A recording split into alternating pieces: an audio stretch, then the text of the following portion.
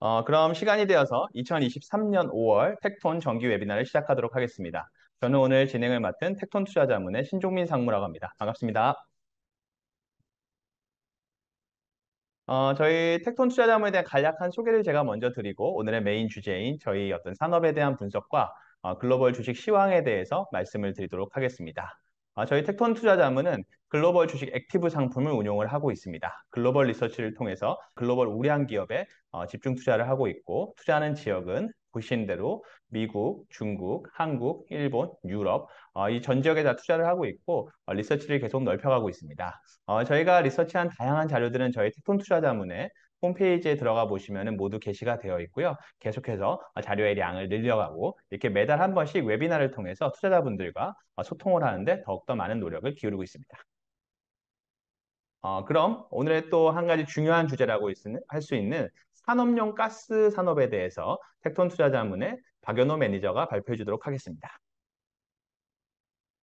네, 안녕하세요. 테콘 투자자문의 박연호라고 합니다. 오늘 제가 친환경으로 좀 주목을 받고 있는 글로벌 산업용 가스 기업들에 대해서 말씀을 드리도록 하겠습니다. 이 산업용 가스라고 하면 사실 이제 반도체용 특수가스나 이런 데 익숙하신 분들이 많을 것 같은데요. 사실 굉장히 다양합니다. 이제 석유화학 공정, 그러니까 석유화학 제품들을 사용하는 그런 공정에 사용되는 가스들도 있고요. 일반적인 제조업에서 사용하는 공장에서 사용하는 가스들도 있고요. 그다음에 식품 공장이나 또 병원에서도 가스가 많이 쓰입니다. 이제 생각해 보시면 저희가 편의점에서 과자를 사면 안에 질소가 충전이 되어 있고요. 그다음에 병원에서 호흡기를 달면 산소통과 연결이 되어 있죠. 이런 질소와 산소도 아주 대표적인 산업용 가스인데 사실 반도체용 이런 굉장히 특수한 가스들보다 질소, 산소, 수소 이런 일반적인 우리가 대기가스로 부르는 이 가스들이 일반적인 가스들이 규모가 훨씬 더 크다고 보시면 될 것 같습니다. 그래서 이러한 가스들이 굉장히 다양한 영역에 사용이 되고 있는데 이 가스들이 보통 어떻게 생산이 되냐 하면은 보시는 도식도처럼 공기 분리 장치, 저온 공기 분리 장치라고 해가지고 대기 중에 있는 대기를 어떻게 보면 압축시키고 냉각을 시켜가지고 이 안에 있는 질소와 산소를 이렇게 구분해 내는데 왜냐하면 산소나 질소가 이제 대기 중에는 섞여 있는데 얘들이 어는 점이 다르기 때문에 이렇게 냉각을 시키다 보면은 산소가 먼저 액화가 돼서 산소를 따로 추출하고 그 다음 질소를 추출하고 이런 식으로 이제 공기를 분리해내는 거거든요. 그래서 이제 대기 중에 있는 질소나 산소를 분리해서 산업용 가스로 정제해서 사용을 하는 형태로 산업이 구성되어 있습니다. 그런데 보시면 알겠지만 굉장히 설비 투자가 많이 필요한 산업이고요. 그 다음에 냉각을 시키고 또 특수가스나 수소, 헬륨 같은 것들은 또 개지를 하거나 아니면은 합성을 해야 되기 때문에 굉장히 또 고온 고압 환경이 또 필요합니다. 그러니까 딱 보셔도 알겠지만 에너지 비용이 굉장히 많이 드는 산업이기 때문에 이러한 비용을 얼마나 효율적으로 가져갈 수 있냐, 그 다음에 이 설비가 얼마나 안정적으로 오랜 시간 유지될 수 있냐에 따라서 기술적 진입 장벽도 굉장히 높다고 말씀드릴 수 있을 것 같습니다. 그럼 정리하면은 이제 원재료는 대기 중에서 쉽게 구할 수 있지만 네, 저런 어떤 분리해내는 과정들에 대규모 그렇죠. 캐펙스가 들어가기 때문에 굉장히 좀 어려운 난이도가 굉장히 높은 산업이다 이렇게 볼 맞습니다. 수 있겠네요. 난이도가 높고 뒤에 말씀드리겠지만 참여자도 적다, 그래서 참여자도 적다고 말씀드릴 수 있을 것 같습니다. 네. 그래서 글로벌 산업용 가스 시장을 이 금액으로 환산하면 765억 달러, 이게 19년도 기준인데 이 정도 됩니다. 왼쪽 표를 보시면 알겠지만 이 아시아 시장의 한 70% 이상이 중국이거든요. 이 중국이 굉장히 빠르게 산업이 전체적으로 제조업이 빠르게 성장을 하다 보니까 이 산업용 가스 시장의 성장을 어떻게 보면 좀 앞에서 이끌고 있고요.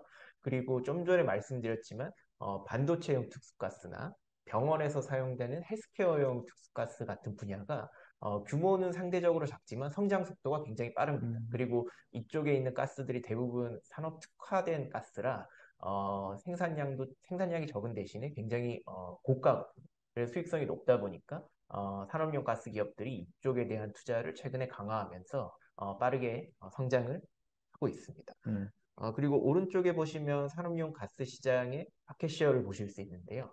보시면 지금 표에 거론된 기업이 상위 5개 기업인데 상위 5개 기업의 글로벌 점유율이 70%가 넘습니다. 어, 굉장히 어떻게 보면 좀 과점화되어 있는 시장이고 사실상 저 회색의 30%도 아더스라고 되어 있지만 여기는 중국에 있는 일부 자체 생산하는 가스와 그 다음에 이런 어떤 이 정유 정제 시설에서 자기들이 직접 만들어서 사용하는 가스들이 있습니다. 이거는 어떻게 보면 제삼자 전문 기업이 공급하는 게 아니라 자기들이 직접 하는 거라 음. 이 부분을 제외를 하면 사실상 저 5개 기업밖에 없다. 이렇게도 말씀드릴 수 있을 것 같습니다. 저 30%가 써 있는 건 대부분 이제 정제시설에 나오는 어떤 부산물로 가스를 생산해내는 그렇죠. 거고. 자기들이 직접 하는 거라 이런 기업들과 음. 어떻게 보면 직접적인 연관이 없는 그런 이제 음. 이 생산량이라고 할 수 있을 것 그럼 같습니다. 실질적으로 5개 기업이 전 세계에 거의 그렇죠. 다다. 이렇게 보면 되겠네요. 그렇죠. 특히 이제 그 표에 보시면 알겠지만 린데라는 기업과 에어 리퀴드라는 기업이 생산량의 절반, 시장의 절반을 차지하고 있고요. 이 2개 기업의 어떤 전략, 그 다음에 스탠스, 지금 어떤 이제 생산 방식 이런 것들이 글로벌 표준으로 지금 자리 잡아 있는 상태입니다. 네. 그래서 오늘은 린데랑 에어리퀴드 2가지 어떤 티어 음. 기업들에 대해서 음. 이제 조금 더 세부적으로 말씀을 드릴 텐데요. 린데 같은 경우에는 보시는 바와 같이 시가총액 기준으로 세계 1위 산업용 가스 기업입니다. 231조 원 규모인데요. 이 회사가 이제 출신이 독일인데 독일 기업으로 가정할 경우에는 독일에서 시가총액이 가장 큰 기업입니다. 근데 이제 제가 이제 연달아 말씀드리겠지만 독일 출신으로 가정한다라고 말씀드리는 거는 이 회사가 최근에 2000년대 이후로 M&A를 굉장히 많이 했거든요. 그러면서 이제 규모가 많이 커지다 보니까 이게 이제 어떻게 보면 글로벌 기업이 돼서 독일 시가총액에서는 독일 시장에서는 이제 상장 폐지가 됐고 음. 미국에서만 이제 상장된 채로 있어서 그렇게 그 말씀을 드렸습니다. 독일로 시작한 회사지만 미국에만 거래가 되고 그렇죠. 있다. 네. 지금 이제 미국에서 주로 거래가 뉴욕 시장에 상장이 되어 있습니다. 네. 이 회사 같은 경우에는 1879년도에 설립된 산업용 가스 기업들이 역사가 굉장히 다 오래됐습니다.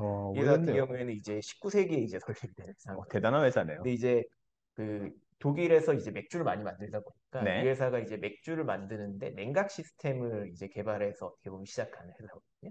근데 이제 이 냉각 시스템을 활용해서 산업 그 대기를 액화시키는 공기를 액화시키는 음. 이 기술을 개발을 했고 그 기술을 기반으로 해가지고 이제 좀 전에 말씀드렸던 극저온 공기 분리 음. 장치 이것을 음. 1900년대부터 가동을 하기 시작합니다. 그러면서 음. 어떻게 보면 산업용 가스 산업이라는 것이 이제 음. 그때부터 시작됐다고 말씀드릴 수 음. 있겠고요.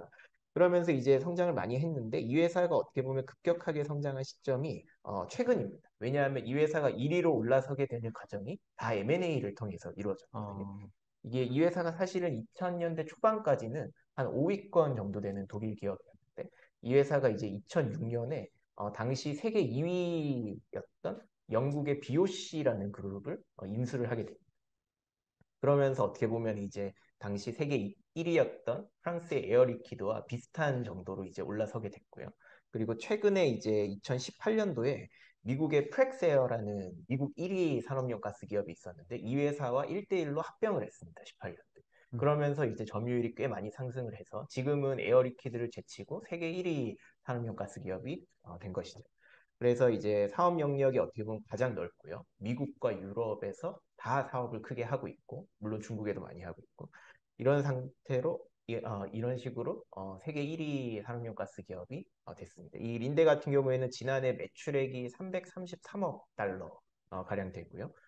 GP 마진이 43% 정도 되는데 이 산업용 가스 기업들이 GP 마진이 높은 게 이 회사들이 사실은 기술 영업을 굉장히 많이 합니다. 음. 이 회사들 같은 경우에는 이 비즈니스 구조가 굉장히 장기 계약 물량과 어떻게 음. 보면 단기 공급 물량으로 나눠지는데 음. 장기 계약 물량 같은 경우에는 이 산업용 가스를 계속 사용하게 되는 공장 옆에 설비를 지어주고 이걸 운용해 주는데 음. 산업용 가스를 만들기 위해 투입되는 원재료인 어떤 이제 천연가스라든가 이런 원재료비를 전체적 원재료비의 변동분을 그 고객사가 다 부담하는 구조로 계약을 합니다. 음. 그러니까 일정 마진을 10년, 20년 장기 계약을 통해서 꾸준하게 확보하는 그런 사업 음. 구조를 가지고 있어서 GP 마진이 굉장히 높다고 할 수가 있겠고요. 음. 지난해 같은 경우에는 순이익이 41억 달러, 배당 성향은 한 50%가 이제 넘는데 에어리퀴드도 50%가 넘습니다. 음. 그러니까 비즈니스 구조도 굉장히 안정적이고 꾸준히 이익을 내다 보니까 배당 성향이 높아서 국내에는 또 이렇게 뭐 배당 황제주 이런 식으로도 소개가 되기도 아, 합니다. 네, 근데 이렇게 딱 비즈니스 구조를 생각하면 왠지 아까 말씀하신 대로 어떻게 보면 고객 옆에 설비를 짓는다고 했는데 그렇죠. 설비를 지어서 왠지 파이프로 보내든지 네, 아니면 맞습니다. 굉장히 큰 가스통을 어떻게 통해서 운반을 해야 될 것 그렇죠. 같아. 맞나요? 네, 네, 맞습니다. 그 그래서 파이프로 연결되는 순간 장기 공급 계약이 시작된다. 이렇게 보면 맞습니다. 되겠네요. 맞습니다. 그래서 음, 장기 계약 공급 물량을 5% 주로 이제 라지 스케일로 이제 그 배송을 하고요. 그 다음에 단기적으로 하는 거는 이제 탱크롤이라고 해서 이제 차에 트럭에 싣고 가는 들, 그 음, 다음에 실린더라고 해서 저희가 이제 가정집에 있는 LPG 가스통 같은 이제 아, 그런 네. 작은 통에다가 담아서 아주 이제 개별적으로 이렇게 배송하는 그런 시스템을 가지고 있습니다. 아, 그렇네요. 굉장히 좀 안정적으로 물량을 공급하게 될 것 같은 생각이 드네요. 네, 맞습니다. 그리고 린데와 함께 탑2를 형성하고 있는 기업이 프랑스의 에어 리퀴드입니다. 이 회사도 사실 거의 시가총액이 120조 원에 가까이 되고 프랑스에서 뭐 항상 10위 안에 드는 그런 굉장히 대기업인데요. 음, 글로벌 기업도. 이 기업도 사실 M&A를 많이 해서 사실 린데와 에어 리퀴드 두 회사가 M&A를 많이 한 덕분에 음, 지금 글로벌에 남아 있는 회사가 별로 없거든요. 이 회사 같은 경우에는 네. 이제 유명한 게 2016년도에 미국에서 한 2위 정도 되는 에어가스라는 회사를 아, 사고 있습니다.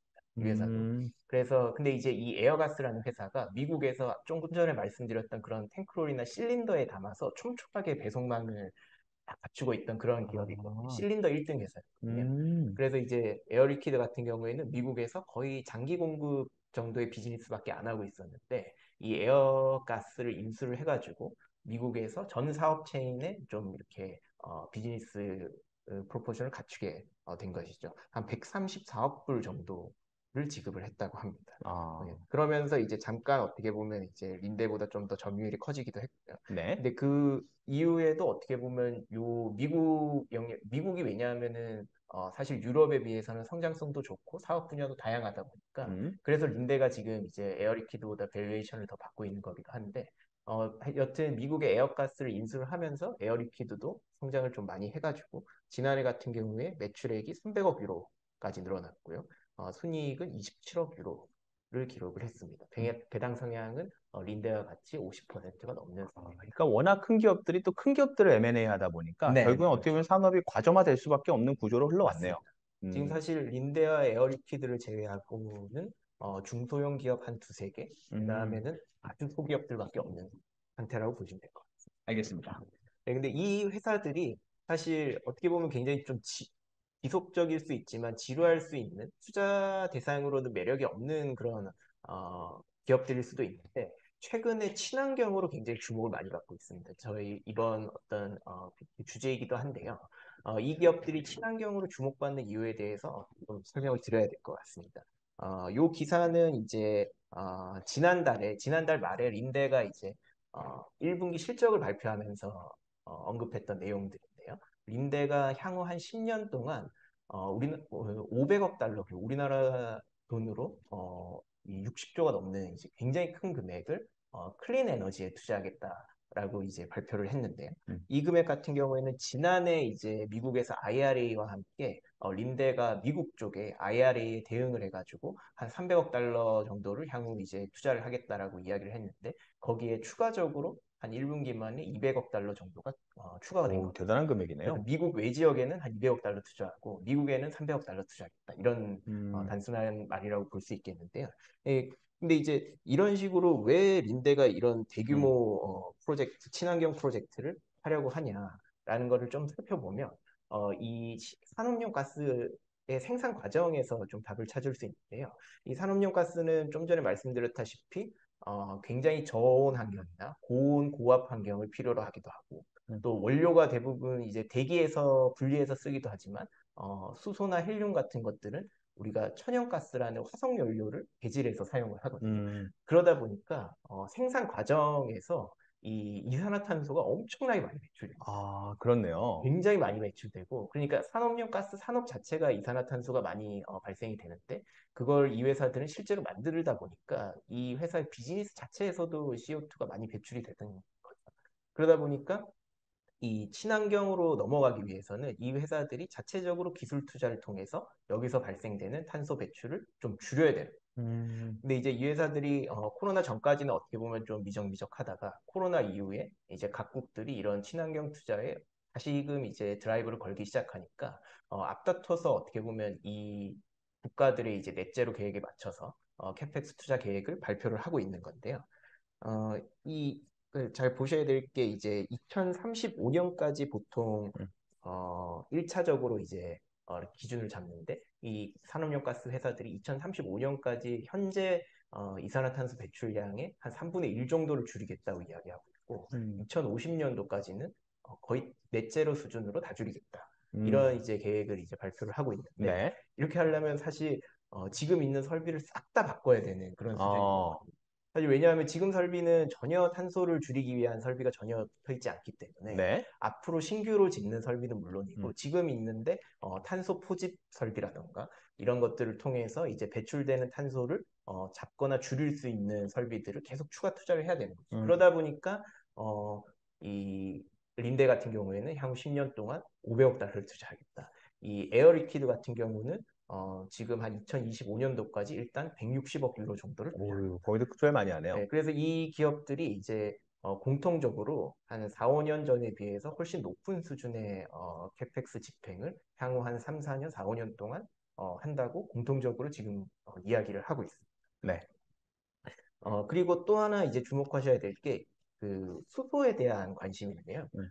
친환경으로 이제 수소가 굉장히 주목을 많이 받고 있는데 이 수소라는 것이 지금 이제 물에서 이제 뭔가 이렇게 친환경적으로 생산하고 이런 부분은 굉장히 장기적인 그림이고 지금은 대부분 천연가스를 어떻게 보면 개발을 하거나 이런 이제 석유화학 공정에서 부산물로 생산되거나 이런 것들이 지금 메인. 네. 근데 이런 것들을 친환경적으로 어떻게 보면 사용하기 위해서는 수소를 생산하는 데 발생되는 이산화탄소를 포집하거나 줄여야 하거든요. 네. 근데 이 기술들도 이 산업용 가스 리더들이 다 가지고 있습니다. 음. 그러다 보니까 수소 경제가 활성화된다는 것은 이 회사들이 인프라를 다 깔아준다는 말이거든요. 네. 그러다 보니까 이제 이 수소 쪽에도 이 회사들이 기술적으로 굉장히 많이 앞서 있고 이 회사들이 어떻게 이제 수소 생산량을 앞으로 이제 좀 확대하느냐에 따라서 수소 경제가 가속화될 수도 있는 것이기 때문에 이 회사들이 앞으로 향후 한 3에서 5년 동안 어떻게 변모할지 좀 잘 지켜봐야 되겠다고 생각하고 있습니다. 아, 그러니까 우리가 이렇게 수소를 조금만 더 첨언해서 말씀드리면 이제 수소를 생산하려면 우리가 일반적으로 아예 천연 생산하려면 이제 물을 통해 가지고 그걸 통해 생산을 해야 되지만 그렇죠. 일반적으로 지금 현재는 어떤 뭐 정유 설비나 아니면 화학 설비 어떤 부산물로 나오는 가스를 가지고 생산해야 되는데 네, 거기서 마찬가지로 이산화탄소도 많이 배출되기 때문에 그걸 탄소 포집을 하면서도 수소를 생산하는 부분에 대한 기술을